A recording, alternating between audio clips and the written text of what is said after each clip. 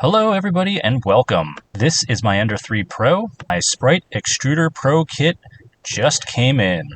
So here's a quick unboxing of sorts, and we're going to dive right on into the install. Thanks for watching, and this is 3D Hack. When my package arrived, it had this open sticker on it, but I double checked and made sure all of the contents were present. Inside, it comes with a couple of pamphlets, the assembly and setup instructions, and then a card of whom to contact if your fan shroud arrives broken. Here is the Sprite Extruder itself, and everything appears to be in working order when I got it out of the box. So I'm very glad that I didn't have anybody to contact for that fan being broken. Overall, looks like a very sturdy piece of equipment, and I'm excited to get it installed. Also included were a spare nozzle and the screws in order to actually mount the extruder. Here we have all of the plugs and cabling required to plug into the main board, all bundled neatly in this one ribbon. Now, also included in this kit is this adapter for the BL Touch or CR Touch, and here is the mounting bracket for it to actually go on your gantry. This is everything that's included in this box. So next up, all we have to do is take off this original extruder, which requires us to take off the top of the printer. We'll slide everything off, and we'll add on the new extruder. Let's get started. Now this is my absolute go-to kit. It's by HyperTough. I got it at Walmart. It has every single small precision screwdriver that you need, and it's got that super handy back spinning screwdriver capability, so you don't have to end up continuously twisting and torquing your hands. So very helpful when it comes to modifications, disassembly, and reassembly of all 3D printer things. Now some of these sequences I'm going to speed up because you don't need to watch me unscrew screw after screw. You understand the process. Hopefully you've assembled this printer in the past. It makes things be that much more simpler if you've already done it once before.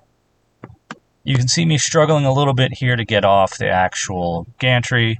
What I recommend doing is actually unplugging everything before you start to pull everything apart. That will make the process that much more simple. For the next steps, we're going to work on taking off the actual extruder as well as the hot end. So from here, let's start taking things apart. First step of this is to actually disconnect the belt. Now when we assembled it, very simple, slot it into the slots. Same process for disassembling, take it out of the slots.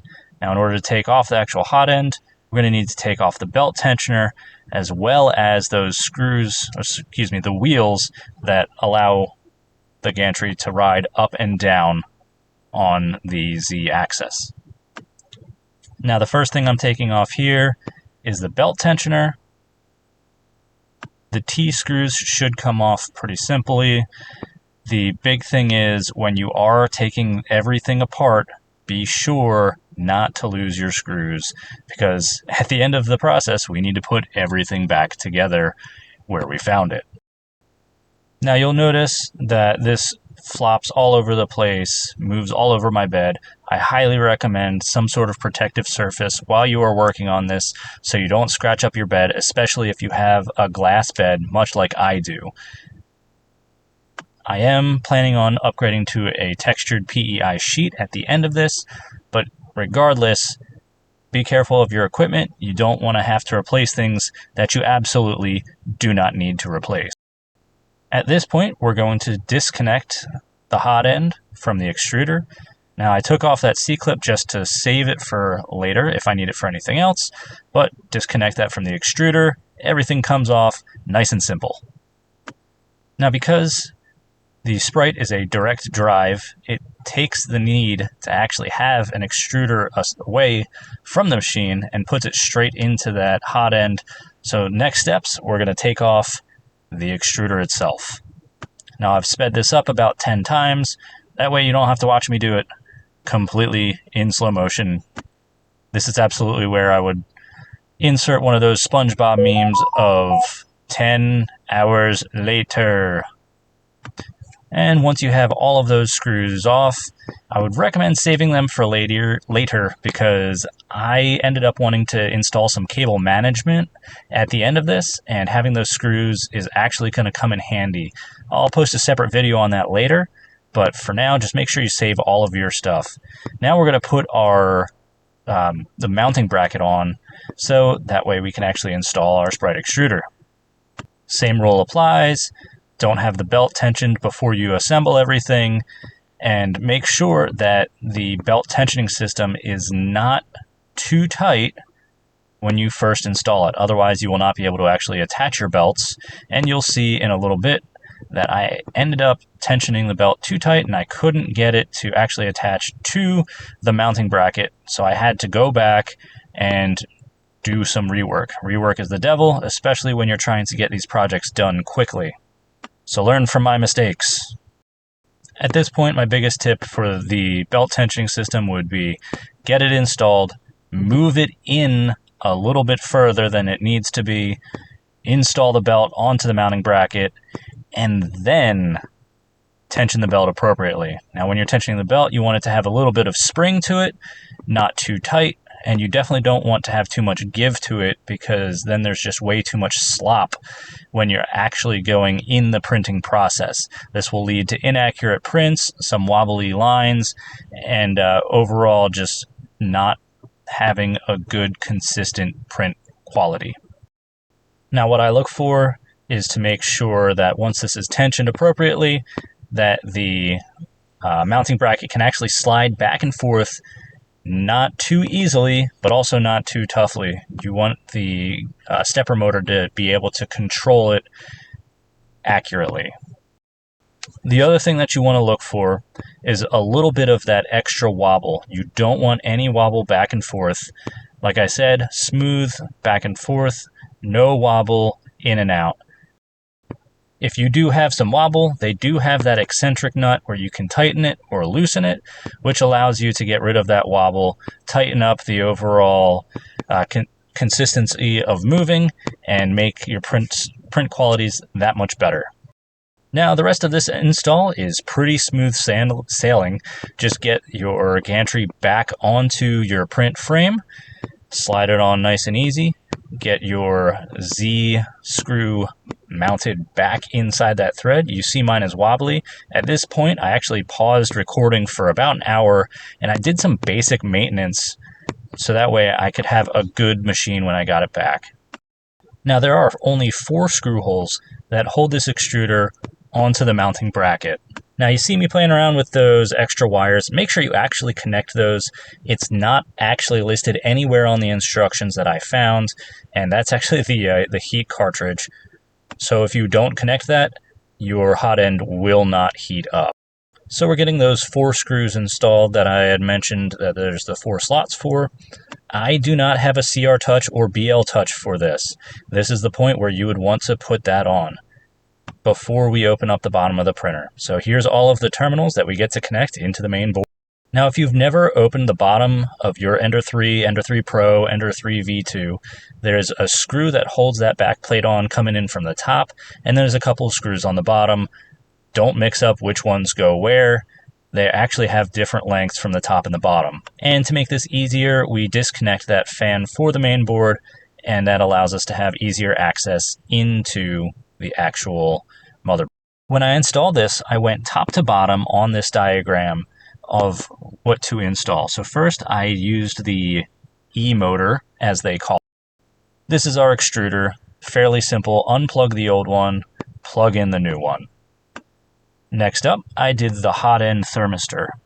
When I first got this printer, all of these connections were hot glued in place. So I had to take some needle nose pliers and pry off all of the hot glue. Do not be surprised if yours is covered in hot glue. It's for making sure that nothing comes loose while it's shipping. So it is completely normal to have that.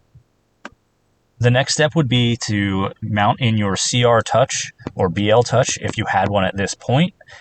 I did not, so I skipped that step. Next up is the control fan. You actually have to unscrew these plugs. This was actually a pain in the butt. because of the fact that it was glued so bad the first time.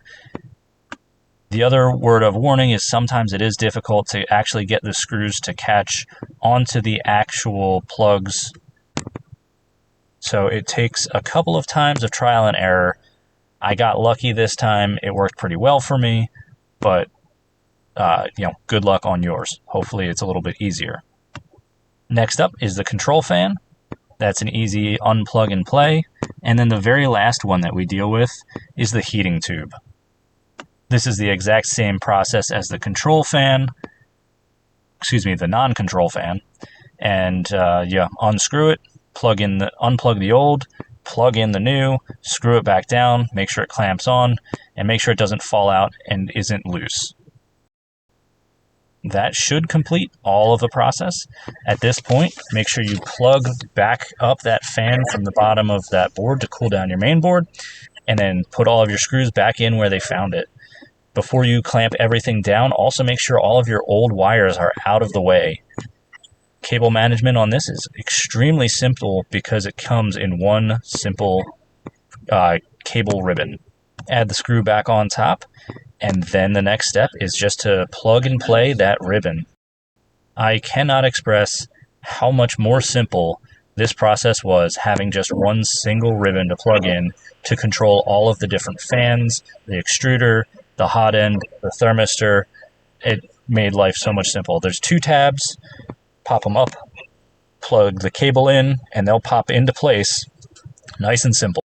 And that is the mechanical part of installing the Sprite Extruder Pro. Next, we have to update our ESteps, and that's a very simple process. Go into your control menu, your motion menu, scroll down to ESteps, and the Sprite Extruder needs to be up around 430. It's recommended at like 429. I calibrated my ESteps afterwards, and I sit consistently at about a 434. The 429 was drastically under extruding, and it caused very terrible looking prints. Didn't look good at all. So make sure you store your settings upon completion, and at any time, if you end up losing your EPROMs, then you know that you need to go and update your ESteps. I accidentally lost my memory card, and then I started printing everything again, and oh my goodness, it was absolutely terrible. Nothing would print, couldn't figure out why, and then I remembered that the Ender 3 Pro automatically resets its ESteps to 93. Now, because you have another hot end on, always recalibrate your Z offset, recalibrate your regular offsets. If you have a CR touch, recalibrate all of those offsets as well, and everything should turn to normal again. Now, like I mentioned earlier, plug in that hot end cable. That way you can actually heat up the hot end, and you are good to go with starting to print. Now, thanks for following along if you've watched this far. Hopefully you had a very successful installation, and be sure to subscribe and follow along for more fun projects and more 3D print content. Again, this is 3D Hack, and enjoy your new Sprite Extruder Pro. Thanks for watching, guys.